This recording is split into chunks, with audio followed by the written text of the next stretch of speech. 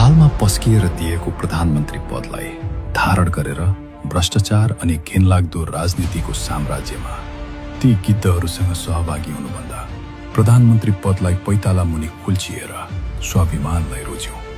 त्याग के हो भनेर तिमीले रोजेको सङ्घर्षको बाटोमा हिँड्नेलाई थाहा हुन्छ। अन्तिम इच्छा के हो भन्दै असंवैधानिक तरिकाले निसासिने अन्धकार काल कोठरीमा जब तिमीलाई बन्धक बनायो ती अत्याचारीहरूले, एक क्षण त साँच्चीकै लागेको थियो कि तिमीलाई अब जिउँदो देख्न पाउँदिन भनेर। तर तिमी त्यो दलदलको भुमरीलाई तोडेर बाहिर आयौ। साहस के हो भनेर तिम्रो जीवनको अध्ययन गर्नेलाई थाहा हुन्छ।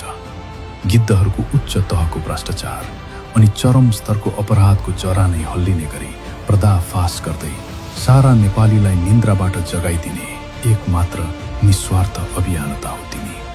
निधाइरहेका नेपाली जनतालाई जगाइदिएको थियो र